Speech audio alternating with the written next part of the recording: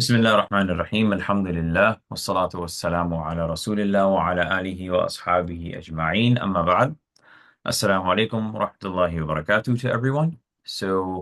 Welcome to a special session where we will be reflecting on Hajj 2024.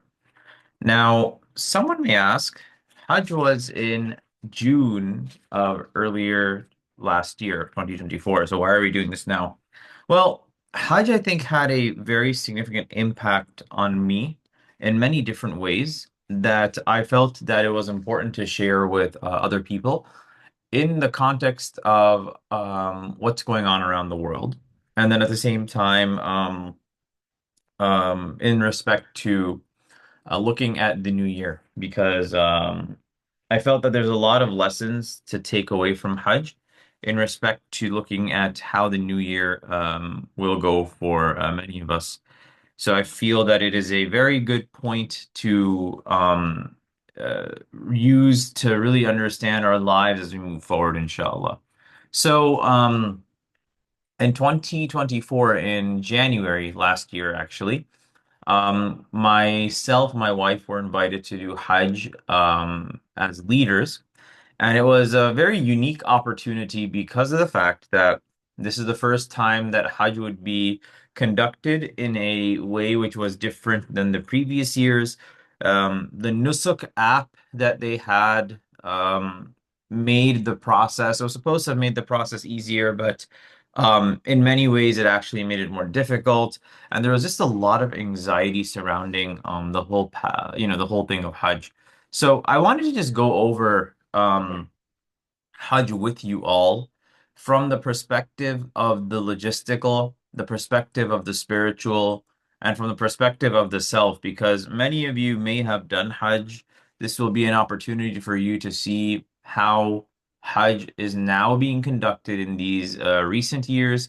And then it'll also be an opportunity to look at how Hajj will be for you if you go in the future, if you have not gone. So, for those of you that don't know, my name is Nihal Khan, and I am the main instructor here at Maktab Academy. And it's a space where I teach a lot of things that are very close to me, a place where students can engage in a holistic manner with the Islamic tradition. And at the same time, I'm a PhD student at UCLA in Southern California.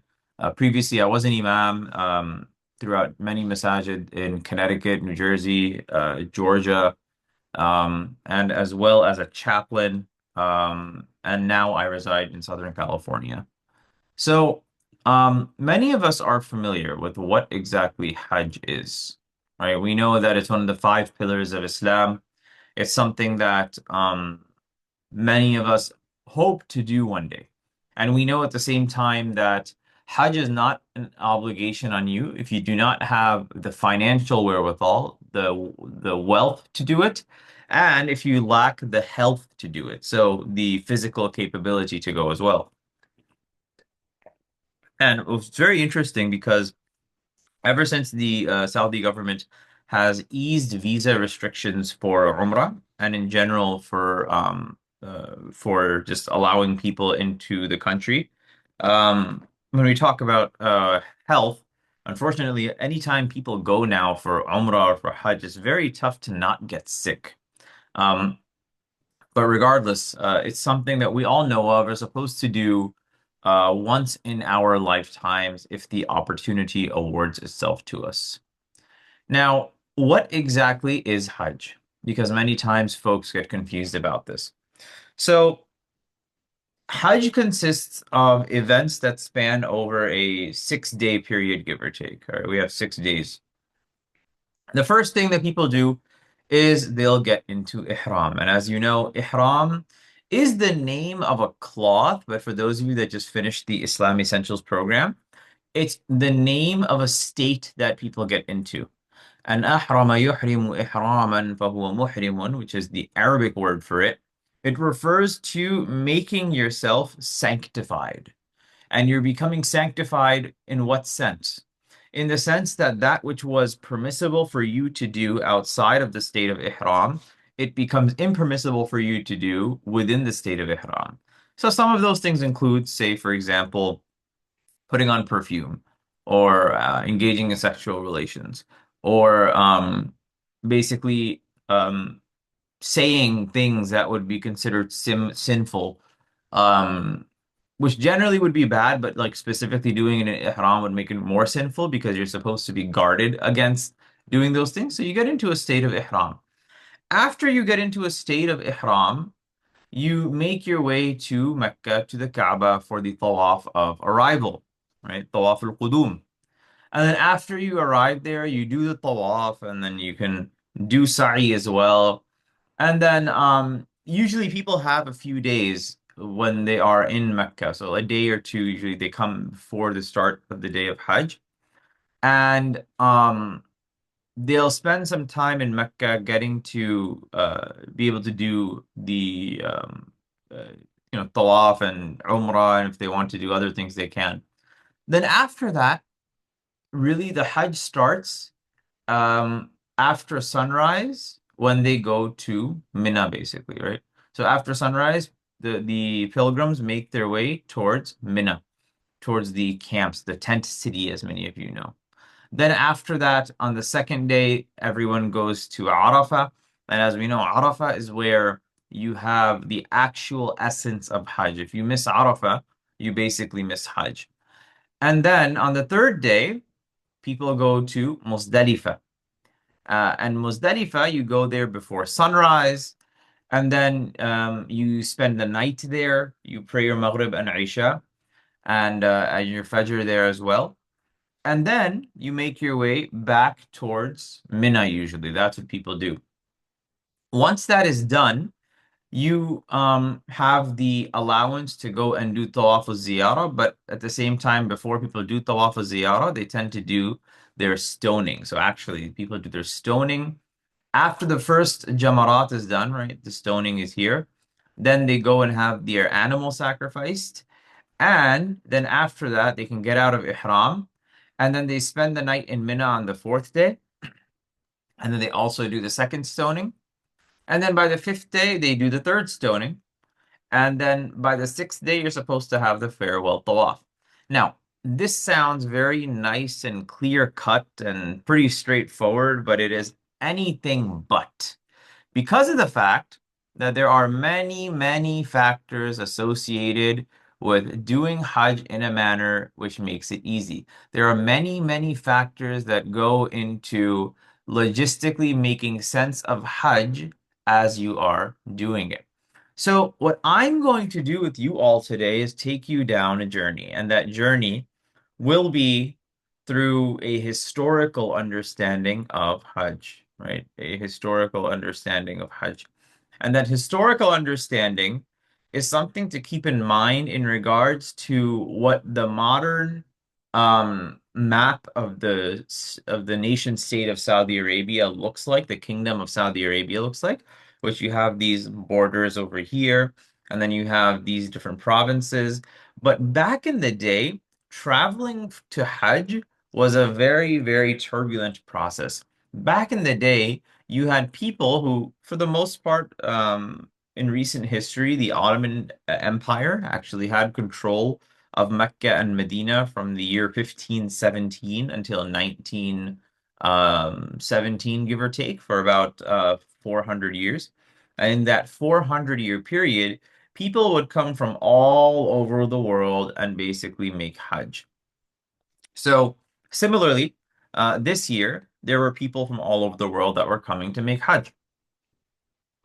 And I wanted to share with you all in pictures, many of which that I've taken, and some of which my wife has taken, and coupling that with some old pictures to give you all a bird's eye view of Hajj, but at the same time to give you a widescreen view of Hajj, inshallah. So the first thing that happens is, people get into ihram. You land in Jeddah, and I don't know if many of you have been, but Jeddah now is a full-blown like five-star airport. It's a very, very nice airport. When I went for Umrah the first time, I think it was 2012. The airport was not nice at all. The airport was needed a lot of work, and it was not a nice place, and it was not convenient. It was not accessible. Mashallah, like now the airport, the train system that exists within the airport, and then taking the bus out was relatively straightforward. Um, and here you see we're all sitting in this bus over here. And it was very interesting because as this bus progressed towards Mecca, now Jeddah to Mecca is like barely a 1 hour like ordeal. It doesn't take more than an hour to get there. I think in this bus ride, it took us 2.5 or 3 hours. And the bus would regularly stop at checkpoints to check and see if there were any people on the bus that were not supposed to be on it, who were not registered, who were not whose visa was invalid, things of that nature. So much so that actually this is a picture of where I'm sitting. Over here, there's a restroom. You can't see it, but it's down here.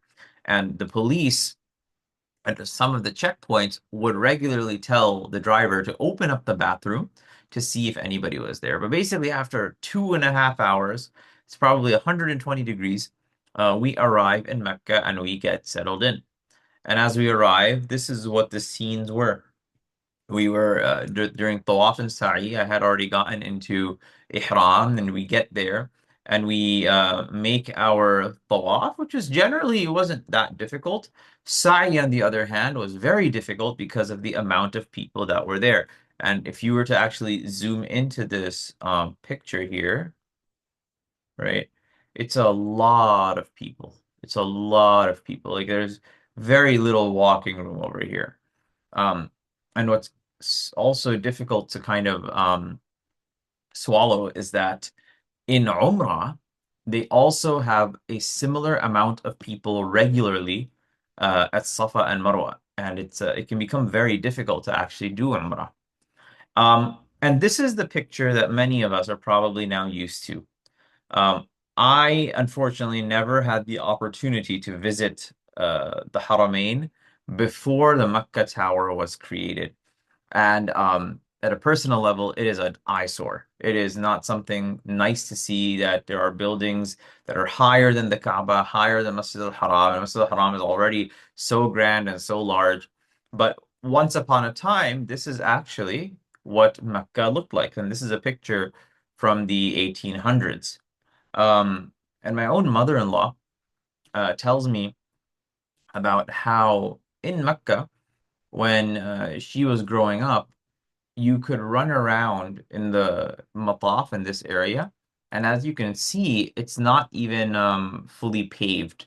That it was still somewhat like um, it was unpaved and it was still dirt-like. You have different structures that existed here. People still lived around the Kaaba. It wasn't just full hotels. You can see up here that there was an old Ottoman fort. So there was a historical nature that was preserved about this place that was eventually removed in recent years. And you can see here, this is an Ottoman style mihrab, which was used for the imam when he gave the khutbah. Now moving on, right? You had that. This is what we have today. And I'm showing it as a video just to give you an idea. If you haven't been, this is what Mecca looks like. Um, you know, a lot of folks are on their phones taking selfies, but many of them, this is very calm at this point. It's generally very calm proceeding. Um, but obviously, when you're looking at the Kaaba, like it's a very mesmerizing. And then here, this is an artist's rendering of Mecca, which I believe it was from the 1700s or something. But in the olden days, you had, for example, different different places for the different madhahib to come and study. So if you had a space for the Hanafis, the Shafi'is, the Malikis, and the Hanbalis, and you had a beautiful view of this area surrounded by people that lived here. And generally, Mecca used to have a very, very homely feeling to it, from what my relatives have told me. And with the creation of like hotels and to commercialize the area, that homely feeling unfortunately no longer exists anymore. But um, this is just a beautiful classical view of Mecca in this picture that I really enjoy looking at. Okay, and then you have another picture of the Kaaba. But this here, this area, many of us may not know this, but this is known as the Hatim. And the Hatim is demarcated by this little semicircle, which is indicative of showcasing where the original foundation of the Kaaba is located. So the Kaaba has been rebuilt several times throughout history, and during that rebuilding process, a portion of it fell and broke. And this was the portion right here. So instead of rebuilding it and extending it, and actually the Kaaba, it was like a semicircle, right? The semicircle, the Kaaba was not a pure cube, but it was actually conducted, it was actually made as like a half semicircle towards the end of it. And instead of rebuilding it, they put the semicircle here. Why was it not rebuilt? It may have been for a number of reasons because throughout history, the Kaaba has gone through a lot of difficulties, and many times when people were living around the Haram, they're living around the Kaaba. It wasn't always the richest people in the world that were maintaining it. So, um, in some historical era, they probably simply left it as such because of the fact that that's what the reality of the era had basically commanded. And if you go into the Hatim, it's basically like this. So I had a chance to pray there. And in the past, they would just let people in, but now it's gotten very crazy. So now, if you want to actually even get into this area, that is the Haram area, um, you have to actually be in a state of ihram. You have to be wearing your ihram. And if you're not, they actually won't let you in. And when you pray here, basically, it's like you're praying in the Kaaba. It's like you're praying in the Kaaba. So we get to Mecca. We arrive after getting into ihram. And by the way, this picture on the left, this is the multazim. And the multazim is the door of the Kaaba. And there are hadith that mention that the one who prays um, at the door of the Kaaba, and at the same time, if you were to look at this area, this lady's grabbing onto this part.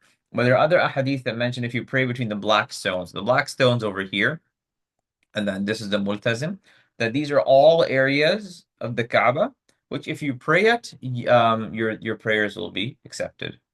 And at the same time, when you are trying to get to the Kaaba, it can become very burdensome. It can become very difficult to get to the Kaaba, particularly to certain parts of it. This area, even though it looks like it's very crowded, it actually is not as crowded as other areas, which are extremely crowded. It's very difficult in certain areas to try and get there and do stuff. So this is a good place to come to if you ever have a chance. It's kind of what I call the eye of the storm. The eye of the storm exists, I think, in two areas. One is near the Kaaba, sorry, near the door of the Kaaba, and the second is in this picture, which I have put. It's on this side of the Kaaba. It's like it's so people, oh, actually, it's the other side technically. Oh no, it could be this side. So this is the door to the Hatim, which is the semicircle area. And this wall and the wall on this side, usually if you want to like touch the Kaaba and make dua, it's good spots to come to, and you can usually get a spot. And as I just spoke about the door of the Kaaba, I'm going to pause this. But this video I'm going to show you all, um, I was able to, in January of 2024, get a very rare sighting of the Kaaba door opening. And before I play this video, look at this picture. People are going in and out of the Kaaba, and I believe this picture is from like the 80s. People are going in and out of the Kaaba, and they're just like regular people. They're not dignitaries. They're not state officials. It's just regular people. The door used to be open. People used to come in and out, and it wasn't a big deal. So I had a chance to not go into the Kaaba, inshallah, one day, um, but to showcase to you all how it was open. الحمد لله ولا إله إلا الله لا إله إلا الله. So it was just a beautiful sight to see. But so after, now we're talking about Hajj, right? So, and as we're doing Hajj, we've arrived in Mecca. We have basically done um, our first tawaf. Now we make our way to Mina, to Tent City. And quite literally, the Messenger sallallahu alaihi wasallam, he used to go here after he would be done with the with his tawaf during Hajj, and he would reside here for several days. And what's the significance of Mina? So there's a quote here that's saying that Mina is the site of two ritual dramas, potently replicating Abraham's crisis in fulfilling Allah's command to sacrifice his son Ismail. So it's actually here where a commandment was given for Ibrahim alayhi salam to sacrifice his son Ismail. So the Hujjaj, the pilgrims, reenact this rejection of Satan's temptation to disobey the divine order by hurling seven pebbles also at the Jamarat, because Mina and Jamarat are basically in the same area. So if I were to zoom in over here, Jamarat is actually over here. This is the Jamarat. So all these people, they go here. And basically, trying to get a tent over here is very tough. I think our tent was somewhere back over here. So we walked like a mile or something to try and get to Mina. But in Mina, this is what the tents look like. You have these chairs, and these chairs will fold out and become beds. And people will eat here, they'll pray here, they'll spend a lot of time here. Um, and it becomes a part of the main experience of Hajj because of how long people stay there. Now, as I mentioned, if you were to look at this picture, you have these very nice, t tents that have been constructed. They have for the most part, they have AC units and whatnot around them, but many tents don't have working AC units. Many tents, unfortunately, because it was so hot, they did not they did not cool the tents properly. But in comparison to what it was back in the day, say if you were to look at this picture, you can see it was a very different experience. And one of the animals you'll see here, lots of camels. And this, again, this is from the 1800s. People are just kind of pitching their own tents at Mina and staying there. That's basically what they used to do. So when you see Hajj today, it's a point to be thankful and see that um, the preparations that we have been given, even though they are basically um, very modernized. They're not the best, but they're definitely probably better than what you see here in this picture. And the reason I'm bringing this up is because one thing that occurred while we were at Hajj, there was like this regular discussion amongst people about very weird conversations about like, we want a five-star Hajj package. We pay, and this would be brought up over and over again that like we paid for the luxury package. Where is the luxury? Um, and it's a very weird conversation to have with a Haji who is regularly more concerned with saying that, hey, I paid for the luxury package. It's like, hey, buddy, it's like, it doesn't matter what package you paid for because you're getting this. This is what everyone gets. Um, so yeah, so that's what it basically looked like. And then here, you can hear myself reading the talbiyah, but also seeing how everyone is now exiting and they're ready to head to Arafat. So after the first day of staying in Mina, people make their way to Arafat. And this is the inside of the tent. شريك لك لبيك اللهم لبيك لبيك لا شريك لك لبيك إن الحمد والنعمة لك والملك شريك لك لبيك اللهم لبيك And you can see how narrow these hallways are as well. So eventually we make our way out, we get into the buses, and we go to Arafat. And Arafat, as the Messenger ﷺ said, Al-Hajju Arafat.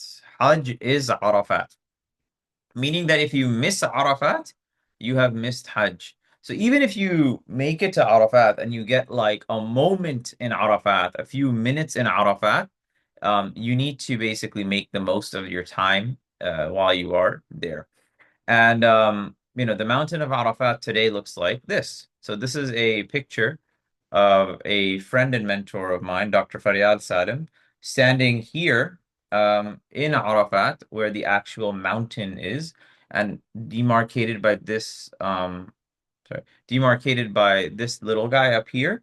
This is where the Messenger sallallahu alaihi wasallam gave his last sermon. And you see the amount of people that are out here.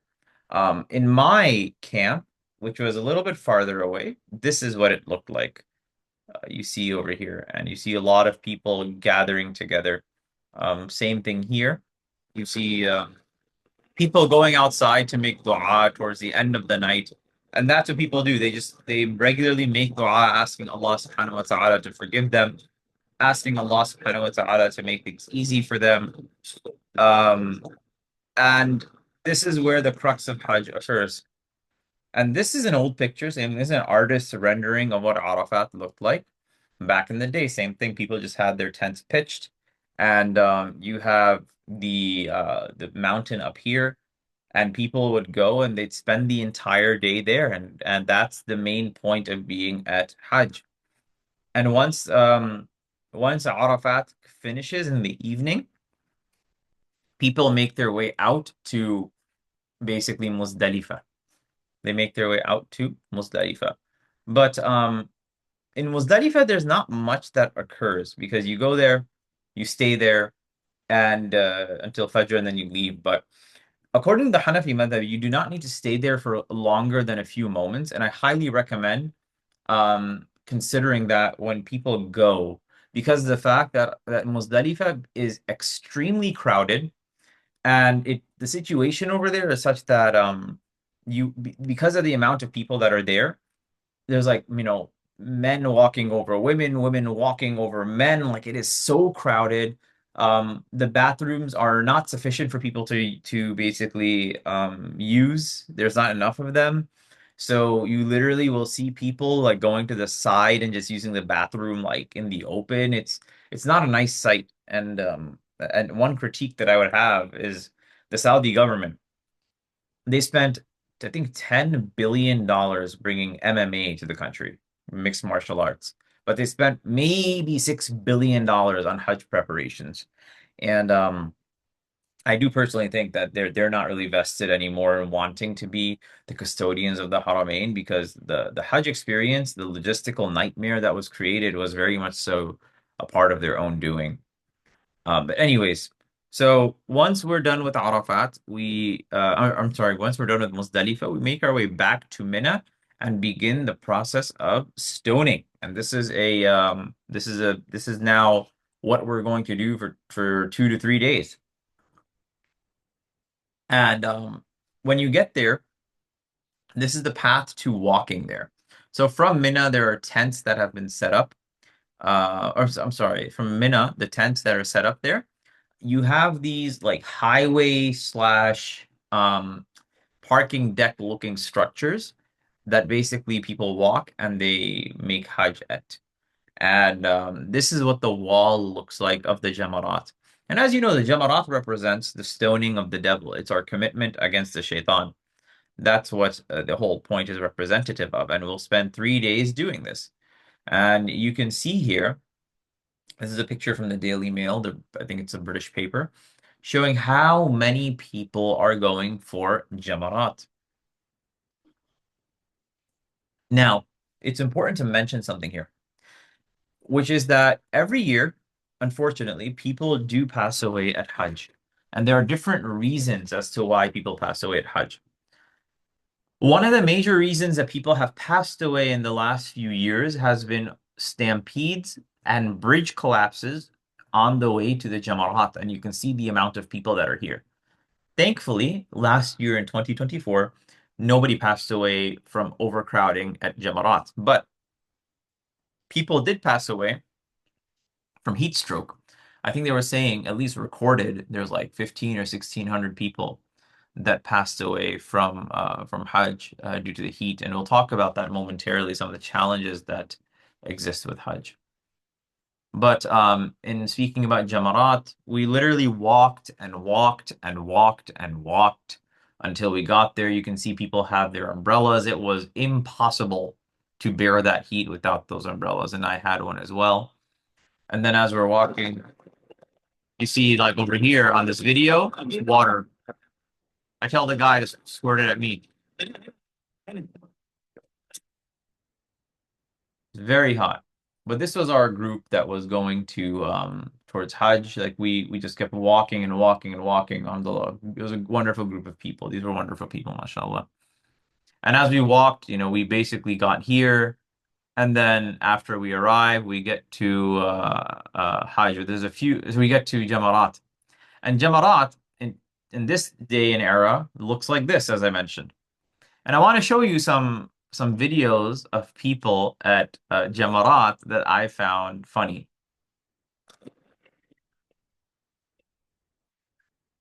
So the first one I love showing is this one of this young man, because you see how even kids were partaking in. Oop, what did I do?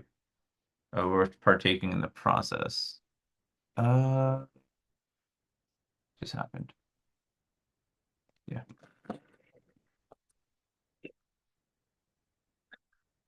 And then you see how people are throwing the stones.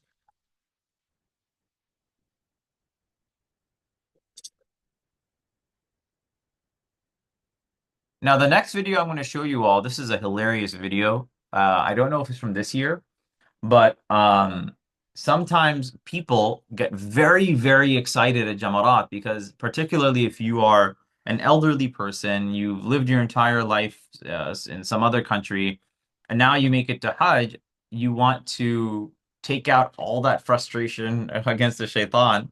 Uh, and in this video, subhanAllah, I just keep doing this. In this video, as we'll see, that this gentleman does it on the right. Okay.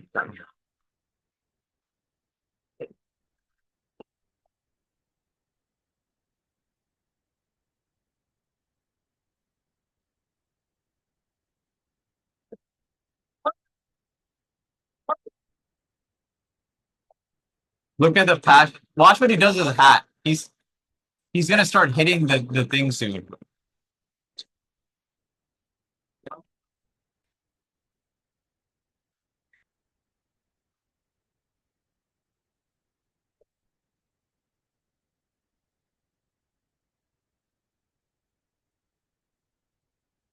Watch the next part. He's taking his slipper off because he wants to beat the shaitan. So they actually have to hold him back. Anyways, mashallah, that's the passion. Now, as I mentioned, this was what Hajj looks like today, or particularly Jamarat looks like today. But this is what stands out um, from the previous days. That this is actually what the Jamarat was. It was just this little stone. But you can imagine how you have millions of people trying to come and stone this. It's gonna lead to issues because people are gonna throw stones, they'll miss, other people will get hurt. So they expanded they expanded the Jamarat, the pillar, into a whole wall. And if can you all notice something in here? And I think this is a picture of also the 50s. Um, the one thing, it doesn't matter where you are in the world, it doesn't matter what time era, what time period it is. What is one thing that will always be present in the Muslim world? Coca-Cola, right? If Coca-Cola right here. This is in Arabic, Coca-Cola. So, unfortunately, everyone's just all about Coca-Cola. So now we move on. Jamarat is done. And basically, we go back two more times for Jamarat. And eventually we also go for Tawaf al-Ziyara, like the last Tawaf. And I haven't included the pictures of it here mainly because of the fact that when you spent a lot of time in Mecca, it was roughly the same thing. Everyone was back in Mecca. And eventually after we do Tawaf al-Ziyarah, we stay there for a few more days and then we make our way to Medina. And as you all know, Medina is not directly a part of Hajj, right? Medina is a part rather of the Messenger sallallahu alaihi wasallam saying that that the one who does not come and visit me, that person is considered cheap and it's disrespectful. And this is a picture I got while we were waiting to enter the Roda of these South Asian men basically making dua, and I thought it was a beautiful scene. As people were just waiting to visit the Messenger sallallahu alaihi wasallam. And then this picture on the right, I had a chance to take while I was from my hotel room actually. So over the years, I've never really gotten such a beautiful view of the Prophet ﷺ's masjid. So I was like very intrigued. But this picture is something that I love sharing with people because you see the different historical periods of Masjid al-Nabawi in one picture, and I'll explain that in just a moment. So this minaret that stands next to the dome that which is upon the grave of the Messenger sallallahu alaihi wasallam, this one was actually built in the Mamluk era, somewhere between probably the 1300s and 1500s. And then you have this one, this minaret on the left, which was built during the time of the Ottomans, so somewhere between 1517 and probably the 1800s. And then these other minarets that you're seeing here, these are representative of the Saudi era. That's what we see. And you know, and the other point to keep in mind is that this dome, people talk about the green dome, and it's become very much so symbolic, and the color green has become symbolic. And it's a beautiful thing for people to really grasp onto because they see the dome under which the Messenger sallallahu alaihi wasallam is buried, and they're reminded of the color green. And it's also a color that he used to wear as well. But it's important to note that it wasn't always green. It actually was purple at times. It was white at times. It was pure wood at times. Um, there's been a dome on the grave of the Messenger sallallahu alaihi wasallam since like, you know, probably 200 or 300 years after his death. But it's gone through many different variations. So it's just one point to keep in mind. And as you get to Medina, you have the beauty of the masjid. Many of you may not know this, but the Saudis, this is all the new expansion, they're taking inspiration from the Mosque of Cordoba. If you've been to Cordoba in Spain, if you were to visit the Grand Mosque, it looks very similar to this.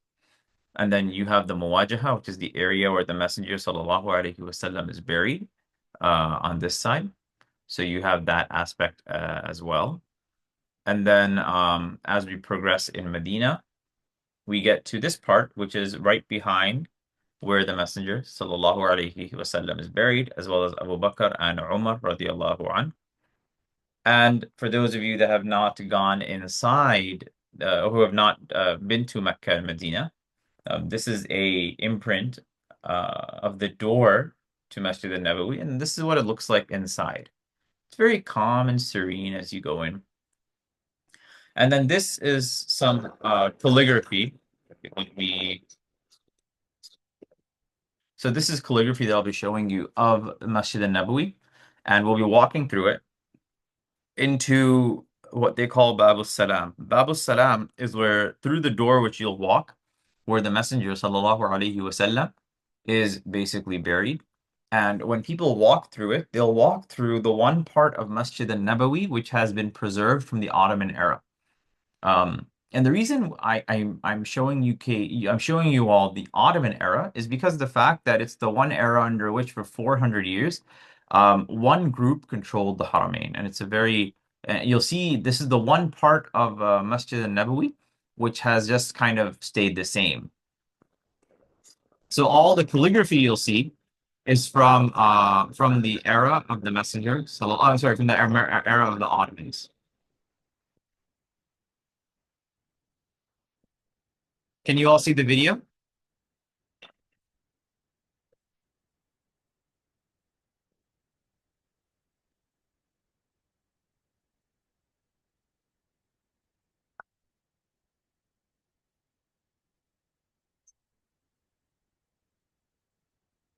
So it's a relatively long video, but I'm just going to showcase it to you. So you see how there's a very certain personality that of this masjid that is not present in the rest of the masjid.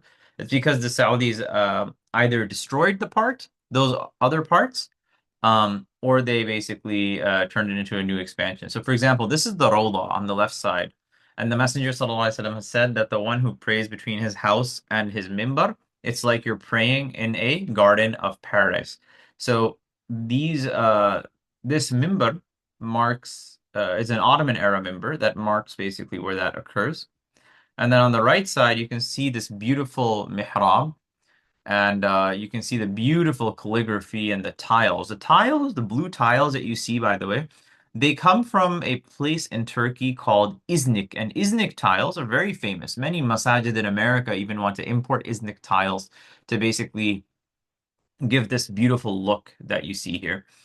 And Iznik is also the former city of Nicaea, or Nicaea, where the Nicene Creed was developed in Christianity. But we'll walk through this and we'll see the calligraphy, how beautiful it is. And now on the left side, we are approaching where the Messenger ﷺ is buried. And before that, we say salam to Abu Bakr, then we say salam to Umar, and then we say salam to the Messenger ﷺ. Remember, oh, you know how I said basically that, where is this part? Like, so over here is where the Messenger ﷺ is, where the big part is. And there's another very interesting point because if I were to showcase to you all this grave, if it will let me, I'll let it. Okay, so there's a grave next to the Messenger Sallallahu Alaihi Wasallam's grave, right? This door. So that door, if it would, I can't turn off the sound. But that can you all hear me if I speak over the video or not? So like if I'm speaking while this video is playing, can you Yes. hear me? Okay. Yes. So basically, if we take the video over here and it plays. Okay, so there's a grave next to the grave of the Messenger ﷺ, and it's basically empty. And the reason it's empty, according to some narrations, is because this is the part where Isa alayhi salam, when he comes back to the world and he fights with Dajjal and he eventually passes away, that he will be buried here. So Abu Bakr, Umar, the Messenger ﷺ, and then Isa alayhi salam. So that's basically the point that I wanted to mention to you all, like about what Hajj exactly was. But I'm not here to showcase to you what Hajj is in like a very superficial manner. I also want to showcase some of the challenges of Hajj. And one of the challenges of Hajj is that of environmental waste. When you're going through Hajj, it is insane the amount of wastage that you will encounter. Just like plastic bottles. This is Muzdalifah, like just one day people spent there, and this is the amount of trash that they leave. And this is a video that I took while we were driving, and you can just see how much trash is left. And it's really, really sad because if you look at even some statistics, say for example, I go to the next slide. This is actually an article about environmental impact of the Hajj. And the amount of carbon waste that is produced just from Hajj is roughly 1 billion, 1.8 billion carbon emissions of kilograms of carbon CO2 emissions are produced just from Hajj, right? So you have from the flights, obviously, then you have from the waste that comes out of it, then you have the electricity, and then the land transport. It produces an insane amount. But what's even crazier is how aviation, right? When we fly a lot, produces a lot of pollution in the world. And the other aspect was heat. So in this highlighted part from this article from Human Rights Watch, 1,300 people died from heat stroke at Hajj. And 1,300 is the number that the Saudi government is telling us, but it's most definitely much more than that because there were parts of our group that would walk in certain places. and other people would say it as well. You just see dead people on the ground. The Saudis are not going to help them, and they're just like, oh, you know what? Death is written for you, so be it. Yallah shaheed. Like that's what they would say in essence. So it was very, very difficult to understand that the government has invested so much money again in entertainment and bringing different soccer players to Saudi Arabia, but they won't spend a portion of that to actually make Hajj something that is stress-free and safe for people. And to give you an idea here, this year's deaths by country at Hajj. And I want you to particularly take a look at these numbers. So like Algeria 22, Bangladesh 35, Egypt 672. And again, everyone else, Guinea 4, Morocco 20. Now you have, for example, India and Indonesia, the amount of Muslims that are there from those countries. Yes, people did die, but those areas also have a lot more people coming. But Egypt, on the other hand, why is there such a high number? The reason there's such a high number is because many Egyptians were not given visa. They wanted to make Hajj, and what they decided to do is just to make Hajj without having the necessary paperwork. And by not having the necessary paperwork, what we basically see is they arrived and the Saudis told them to just, you know, you can come make Hajj, but you just got to keep walking. So many of them did not even have buses or cars when they landed in Jeddah. So the Saudis kind of just took them for a ride and told them, it's all on you how you go in and how you make Hajj, but if you die, you die. So if you actually look at what happened, um, about 672 of them died. Um, no figures on UK. Yeah, it's a good question. I don't know. It's probably updated. This is from a few months ago. Um, I'm waiting on the new Syrian flag, but this is the one that was there in Wikipedia. And I wanted to give you an idea. This is the based on quota. This is how many people came to Hajj. So look, 221,000 people from Indonesia. So if I were to go back here, 234 people died. Right. So from that 234, that's like what? It's not anywhere near. But now if you were to do 35,000 people, so look, if I were to take this number and divide it, say 234 divided by how many people we said? 221,000. So 221,000 would mean that not even that 0.1% of the Hajjaj passed away. Now, Egypt, on the other hand, has how many did we say here? Egypt had 672 people passed away. And from the 672, you have 35,375. 35,375. That would mean 1.8% of everyone that came from Egypt passed away. That's a huge number. And the reasoning that has been told is actually so the gentleman by my left here. So this summer I also visited Al Azhar where I completed some studies in Quran recitation. This is my teacher, Sheikh Amir Shabib, and Sheikh Amir actually went to Hajj, and he told me the stories of like people just falling flat, dead on the earth from his group, and how the Saudis told them to walk, so they just kept walking until there was nothing basically left of them to walk towards. Like so many people just passed away. And the reasoning that they give also, for those of you that know about like life in Saudi Arabia, Egyptians are not treated in the best manner.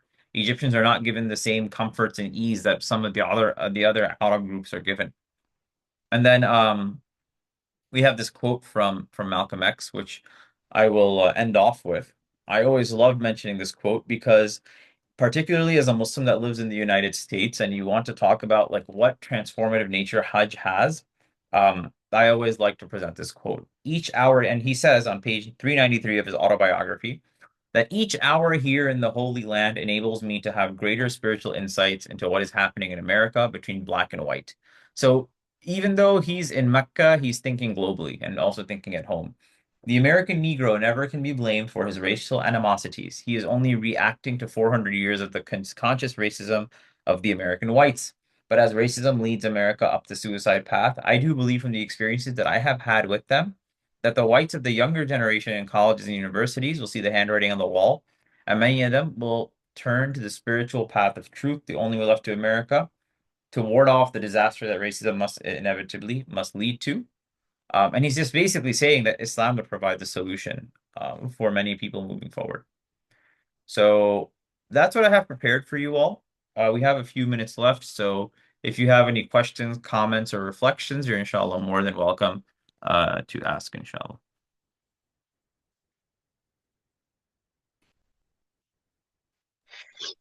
Assalamu alaikum. Alaikum salam. Thanks for sharing your experience. I wanted, I had a question about if you're traveling with your wife, like what are it's like it's so easy to get lost and all that stuff. If you experienced anything like that, or if you had any best practices of making sure that you don't lose the people that you're with. Yeah. If so look, getting lost, I think it happens at Hajj. Just don't get overwhelmed. Particularly like you'll have access to your phones, use location services, but also come up and understand like what are common uh, road markings that you can use to kind of find your way back. Usually it's not too much of an issue. Um, and I think just like you would use like a WhatsApp location, it's become very common for people to do that. So I wouldn't be too worried about that. Just don't want, like for example, in Hajj, don't wander off into like other parts of the Mina camp. The Mina camps, I'd just be really wary. Don't wander around the Mina camps. Like if you're designated, say, camp number 50 or 60, don't go around just hanging out with your friends in other camps. I would say just stick around to where you're at.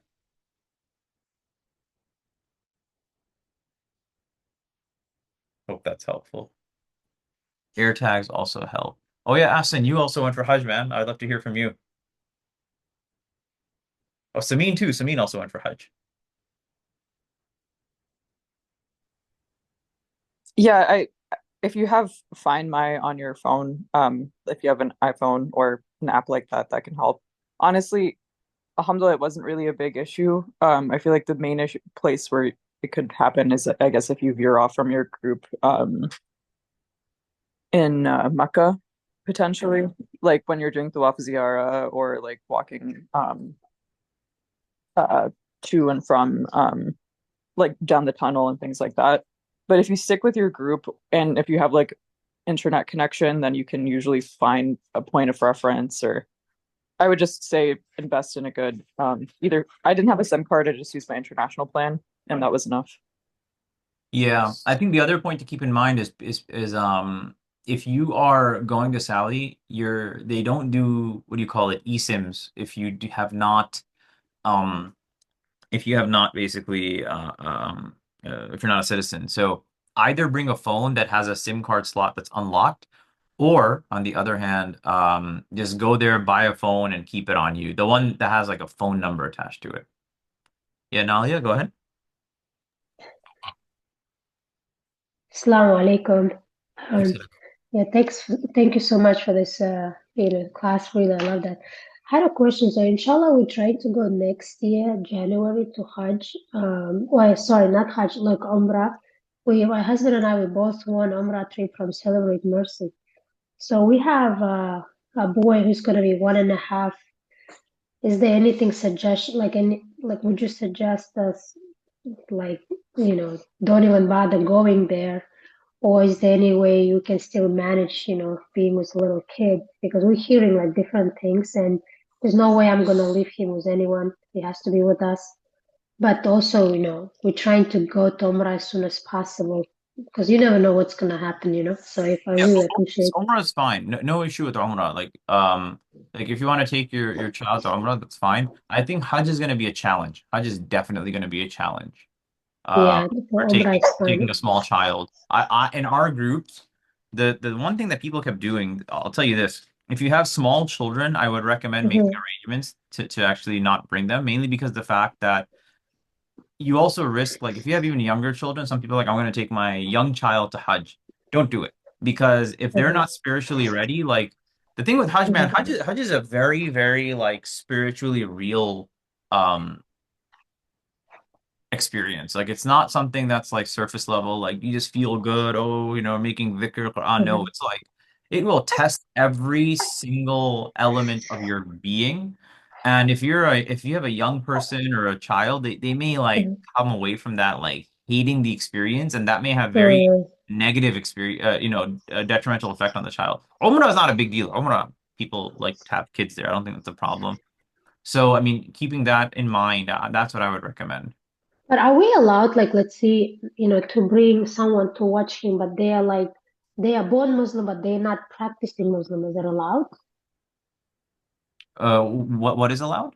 Like, is it allowed to bring someone who is born Muslim, but they don't practice Islam Bring them to Umrah, to Hajj? Umrah? Yeah, so they can like, or Umrah or Well, Hajj, so isn't they that can why we're watch all him. going? We're all like bad Muslims trying to be better Muslims. No, no, I meant like, for example, like I wanted to bring my mom, but like she absolutely never practiced and she's not interested in that. So she just like, whatever, I don't want to know anything That's about fine. Islam. That's fine. There's no That's issue with fine, that. right? We're Oh, no, the masajid, they're not museums, they're hospitals. So, oh, okay. Jazakallah, I appreciate that. yeah, no problem. Salam, Imam. I wanted to add something, if I Yeah, go ahead. Like, sit down. well, thank you so much for having this, Imam. I appreciate it. To the location thing, I wanted to add something that I ran into actually. I actually my parents ended up being separated from the group, and even though we all had AirTags, just keep in mind that all of these location services, whether it's Find My on your iPhone or Android AirTags, those are only as good as the network there. So the thing is, even though like for my parents, we all had Find My, and we all had AirTags, and even though we had both of those, it still wasn't great. Like it Yeah, wasn't accurate because the thing is, those are only as good as the network, because how they work is through the Wi-Fi that's there and through the Bluetooth that's there. So at yeah, the same time, if you're not, so if you're like we're in a desert, it yeah, doesn't. It's not like don't put your um entire all eggs in one basket. That's what I'm trying to say. So it will work. It will give you like a general location, but it won't be as good as like you doing an air tag over here, yeah, like in America. So I just want to point that out because I did run into that issue. So yeah. yeah. No, I completely agree because also, like I'm saying, like people need to, like my wife said it perfectly. She's like, anyone that wants to go for Hajj should spend a week in a desert in Arizona camping. And I completely agree with her because me and her had been hiking, we'd been taking vitamins like 2 months beforehand, and we were completely fine. Like it was not an issue for us. But other people, oh, this the other point I wanted to mention. Do not send your elderly parents to Hajj by themselves. Do not do that. And so many people would do that. Like if you want to send your elderly parents, do like be with them, right? Like Hassan mentioned, like you said you had your parents with you, but so many people, ya Rab, would send their parents, and for example, we're communicating via Telegram. They're like, brothers and sisters, we don't want to use Telegram. It's like you don't have a choice. You have to use Telegram. People's parents are like one person again has dementia, or one person has medical needs that someone needs to be with them constantly, and like these kids are literally like messaging us as group leaders. Again, it's not like they're children. They're in their 40s and 50s, right? Like again, I'm not talking about like a 20-year-old. Like people that are in their 40s and 50s are sending their parents who are in their 70s and 80s to go make Hajj. And like the parents are not used to traveling. And so it's important to like let people know like around you to do not send your elderly parents for Hajj because they need someone there.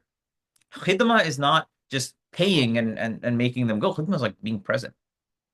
Uh, Imam, I'm sorry, can I add to that? Just Yeah, because go I ahead. have like experience, I went on that parents like I completely 1,000% agree with you.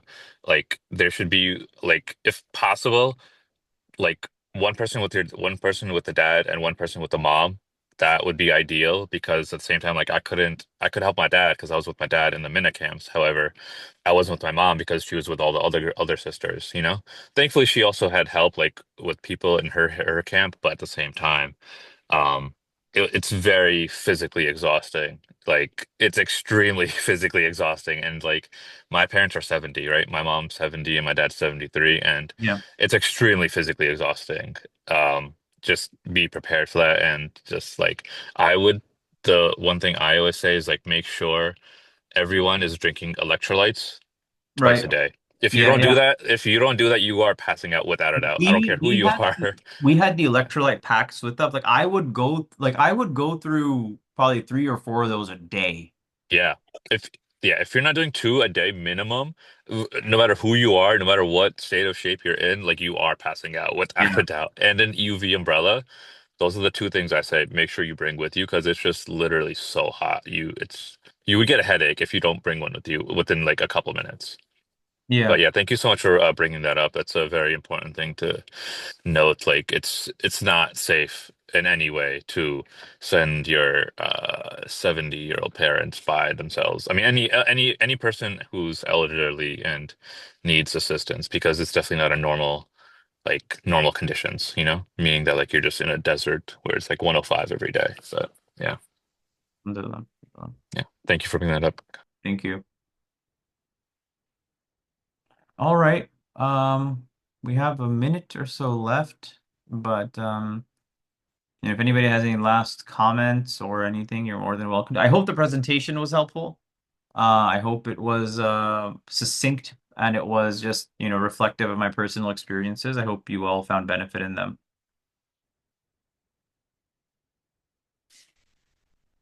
Okay, inshallah, then we'll go ahead and stop off here. And someone asked about the recordings. Sure, yeah, inshallah.